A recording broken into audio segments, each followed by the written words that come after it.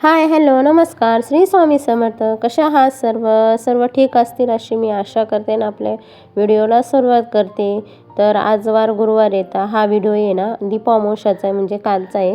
तर काल दीपअमावस्या होती आणि दीप अमावस्या असली का हे ना तर मंथला कुबेरला जातात. तर आज आहे ना लवकर उठून त्यांना टिफिन बनवायचा होता, म्हणून आज आहे ना मी लवकर उठले आणि रात्रीच्या वेळेस आहे ना सर्व किचन आवरून ठेवलेलं होतं, म्हणून एकदम क्लीन आणि स्वच्छ होता. आणि किचनवर म्हणजे काम करायच्या आधी मी म्हणजे एक कपडा मारूनच घेते. कसं झुरळ फिरतात, परत पाली म्हणजे त्या खाली फिरतात, त्याच्यामुळे ना आधी ना मी थोडासा कपडा मारून घेते आणि मग कामाला सुरुवात करते. तर त्यांची फरमाईश होती का आज मला ना मेथीची भाजी दे. त्यांना वाळलेली मेथीची भाजी खूप आवडते. मग मी ना वाळलेली मेथीची भाजीच आहे ना करणार होती. तर त्याच्यासाठी ना कुकरमध्ये मी पहिले ना शिजून घेतल्या, म्हणजे 2 शिट्ट्या देऊन घेतल्या, म्हणजे ना पटकन भाजी ना शिजली जाईल. आणि कसं आहे उन्हाळ्यात आहे ना खूप सारी मेथीची भाजी ना मी वाळवून ठेवलेली होती. यांनी म्हणजे जवळजवळ 25 जोड्या आणलेल्या होत्या, तेवढ्या पण वाळवून ठेवलेल्या होत्या. कारण की पावसाळ्यात कधी भेटते कधी न भेटते, परत भेटली तरी मार्केटमध्ये जायला वेळ नाही भेटत तेवढा. त्याच्यामुळे ना आम्ही आधीच असं मेथी कोथिंबीर वगैरे ना वाळवून ठेवते. आणि परत सण असला काही असला तर नैवेद्य पण द्यायचा असतो. त्या दिवशी मेथीची भाजी भेटेल असं शक्य नाहीच आहे. तर त्याच्यामुळे ना असं वाळून ठेवलेले असते ना तर पटकन भाजी करतात आणि मेथीची भाजी वाळलेली खूप छान लागते. तर त्याची रेसिपी काही नाही, फक्त शिजवून घ्यायची आहे. कुकरमध्ये मी शिजवून घेतली नाही, अशी पाण्यात उकळून घेतली तरी चालते. पण मग नंतर आपण मेथीची भाजी करतो तशीच करायची. पण मग स्वामी उठला होता, मग त्याच्यामुळे मी तुमच्यासोबत काही शेअर नाही केलं, कारण की तो लगेच मोबाईल स्टँड सहित घेऊन पळून गेला होता. मग त्याला पण झोपवलं आणि माझं सर्व किचन वगैरे म्हणजे सगळा स्वयंपाक झालेला होता. किचन पण धुवून घेतला. आणि हे बघा किचन खाली ना माझ्या खूप रेती सांडते. आणि हा काय प्रकारे गुगे म्हणता का काय काय माहीत नाही. तर ते ना असं भिंतीतून निघतंय, पूर्ण भिंत पोकळ करत चालली आणि रोज एवढी माती निघते रोज. हे बघा पूर्ण आहे ना अशी भिंतीचं असं पोकळ करून ठेवलेलं, रोजच्या रोज एवढं निघतं. का बरं निघतं माहीत नाही, पण आता त्याला ना थोडंसं प्लॅस्टर वगैरे करावं लागेल. तर हे बघा मी ना पूर्ण खाली ना रोज असं पुसून घेते आणि रोज एवढी माती काढते.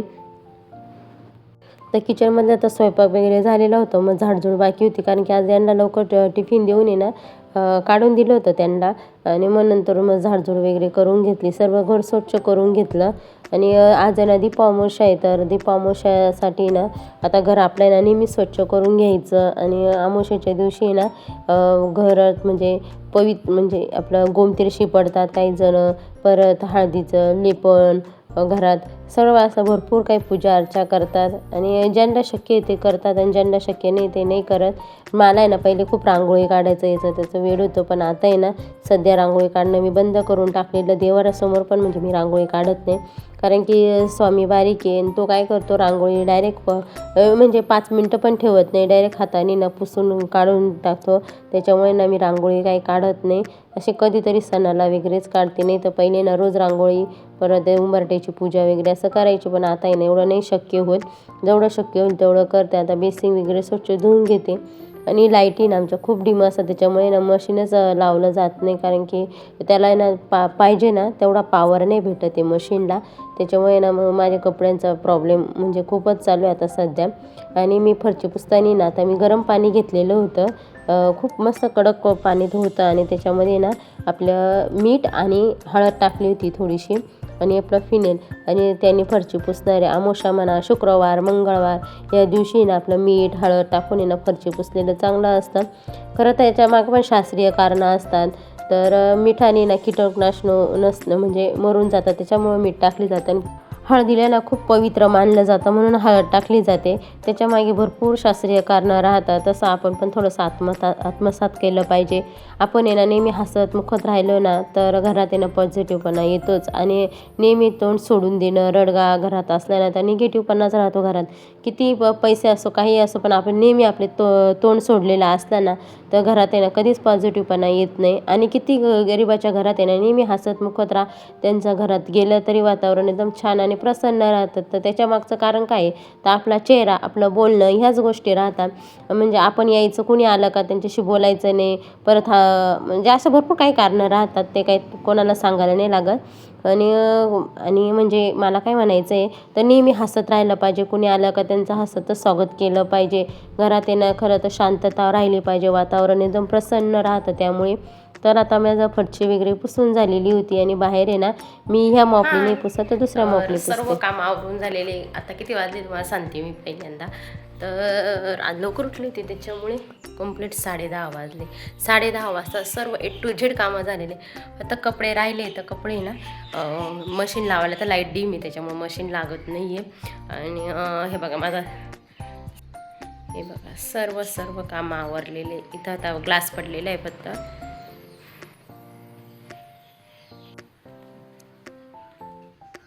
इथं आत्याच्या साड्या आहे, म्हणजे त्या साड्याने पिको फॉल करायच्या आहे, परत ब्लाऊज शिवायचे. ते लाईट बंद आहे ना.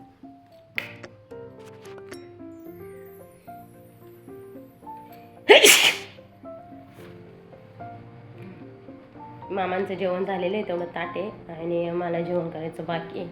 तर मी आज आहे ना मसाले भात केला होता आणि आरुनी टिफिनला पण मसाले भातच नेला, मसुर टाकून मस्त. आणि हा रात्रीचा भात होता ना तो परतून ठेवला. ह्याच्यात तो परतून ठेवला. तर स्वामीचं दूध आहे, रात्रीचं थोडं बेसन आहे आणि मेथीची भाजी आणि पोळ्या.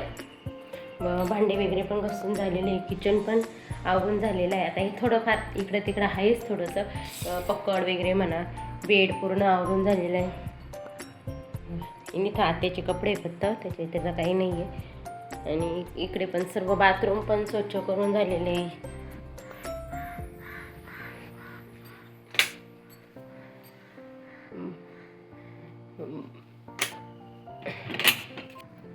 फक्त आहे ना देवपूजा वगैरे राहिलेली आहे. तर आरू आली का तर आरू आल्यावर देवपूजा करेल. आयब्रो करायचे होते पण आमची पार्लरवाली गायब आहे, त्याच्यामुळं म्हणजे ती डिलिव्हरी झालेली आहे ना त्याच्यामुळे करायला जमलं नाही. आणि बघू आता दुसरीकडं जाऊन, नाही तर दुसरीकडं पण गेली होती मी पण तिथं पण बंदच होतं.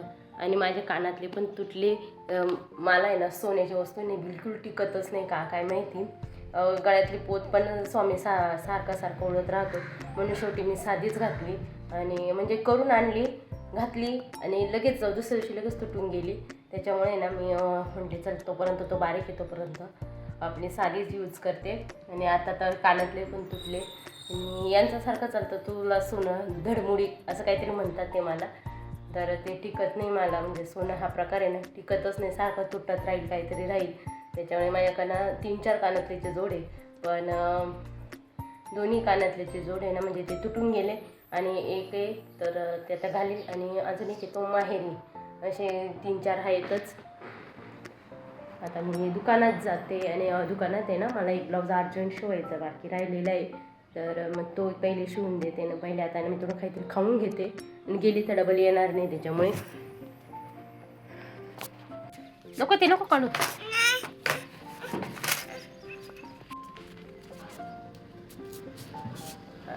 हा बघा हा मापाचा ब्लाऊज आहे आणि हा ब्लाऊज काल कटिंग केलेला आहे. त्याचा शॉर्ट व्हिडिओ मी टाकला होता कटिंग करताना. आता हा शिवायचं आहे मला. तर लाईट डीम होती ना त्याच्यामुळे ना मशीन काल उठलीच नाही, मग मी तसंच ठेवून दिलं. भरपूर कामं उठकत आले नाही, खूप कधीचे पण काही ब्लाऊज पेंडिंग पडलेले ते पण शिवायचे. आणि एवढे सारे कधीचे शिवून पडलेले तर ते कोणी न्यायला येत नाही. त्याच्यामुळे इथे ना रस्त्यावर असल्यामुळे सारखा गाड्यांचा आवाज येतो.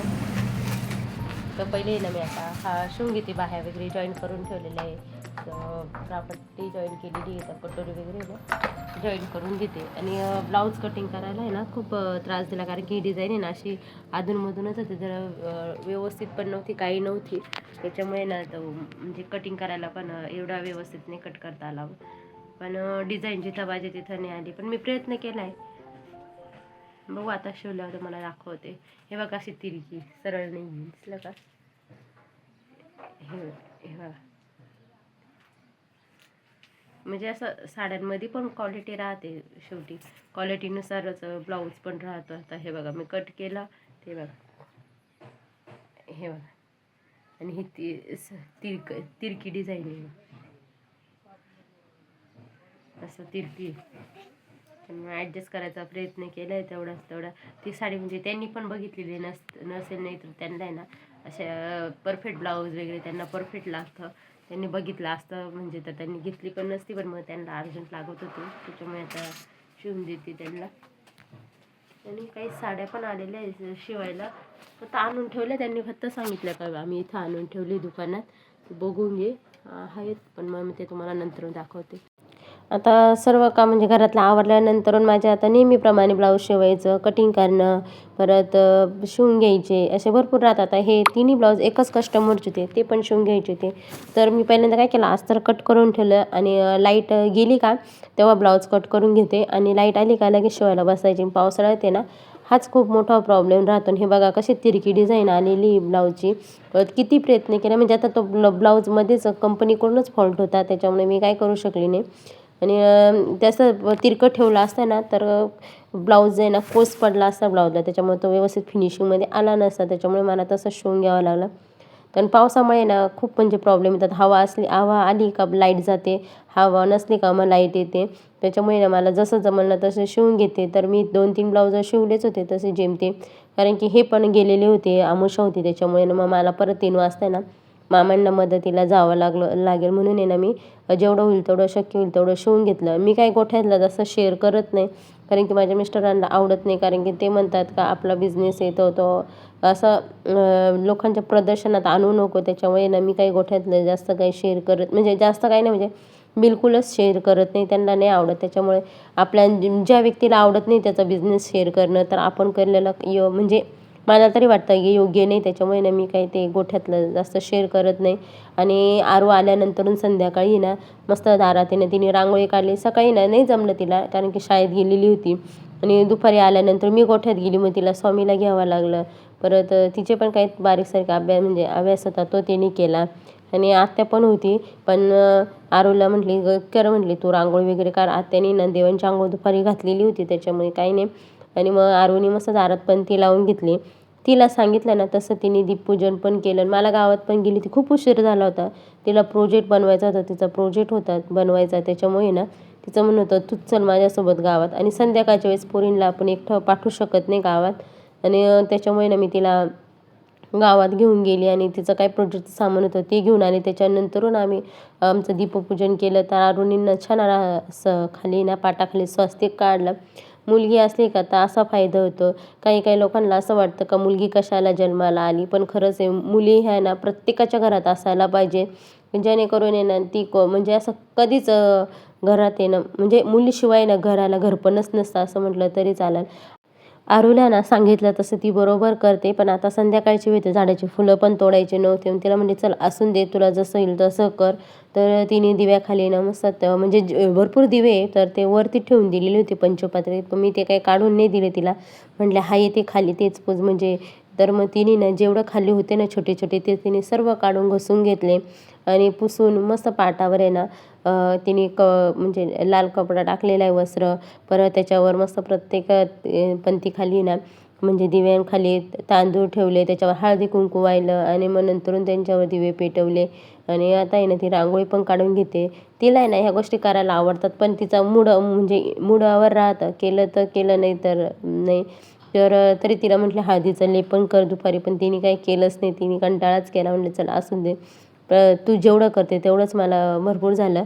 आणि म्हणजे कोणती पूजा करताना ना आपल्या गणपतीची मूर्ती राहतेच, तर ती ना नक्की ठेवायची. आणि दिव्यांखाली ना आपल्या काय म्हणतात नागलीचे पानं ते पण ठेवतात, आणि नागलीच्या पानांवर पण पूजा करतात. खूप आता शास्त्रात तर खूप काही लिहिलेलं आहे, पण आपल्याला जसं जमल तसं करत जायचं. आणि आज आहे म्हणजे या अमावस्येच्या दिवशी पिठाचे 5 दिवे करून आहे ना मुलांवरून ओवाळायचे असतात, पण ते मी काही केलं नाही. आरूला म्हटले तूच कर आता. तिला तर दिवे बनवता येत नव्हते, पण मग तिने ना आपले स्वाधीच पंथी घेऊन आहे ना स्वामीला त्याच्यावर ओवाळून घेतलं. आणि प्रसादामध्ये ना तिने साखर ठेवली होती, आणि स्वामी पण आहे ना छान आणि मस्त बसलेला होता. तिची त्याला असे म्हणजे असं देवाची पण स्वामीला पण आवड आहे, रोज मंदिरात जातो. आणि त्याला म्हणलं कुठं जायचं, तर टिक्का लावायला जायचं म्हणतो. त्याला आहे ना अशा गोष्टी आवडतात बघा. त्याला म्हटलं हाताची घडी लगेच घालून बसला, शांत बसला होता. एरवी तर नाही शांत राहत, पण असं त्याला नवीन काय बघितलं का मग लगेच शांत राहतो. आणि साखर तर त्याला इतकी आवडते ना, सारखा साखर खातो. हे बघा ना, आरूचं चालतं म्हणजे फोटो पण काढ फोटो पण. हे बघा स्वामी जयंताचे पाय दमले वाटतं का काय, कारण की तो पण गावात आला होता, पाय चोळत बसला होता. तोही ना असं कोणाचं बघितलं म्हाताऱ्या माणसांचं वगैरे तर तसंच करायला पाहतो. त्याची आजी अशी पाय चोळत राहते तर तो पण पाय चोळतो. पाय चोळा, आता उठ ना, आता उठ ना. हां आप असं नाही म्हणू, सॉरी म्हण, सॉरी. मम्मीला stand up, stand up, sit down, stand up. स्वामीचं हेड कुठे, हेड, आईज, नोज, नोज कुठे, teeth, tongue, shoulder, shoulder, hand, finger, finger कुठे आहे तुझे, थंब, थंब कुठे, ते थंब आहे का. आणि स्टमक, बेली बटन, बम, बम कुठे आहे, बम, बम कुठे आहे, दाखव मला, दाखव. पॅन्ट कशी दादा कोणकीची पॅन्ट पा कशी. अप. आणि पुट कुठे आहे तुझं, पुट. अभ्यास करायचा. काय करायचंय तुला, अभ्यास. काय करायचंय तुला. अभ्यास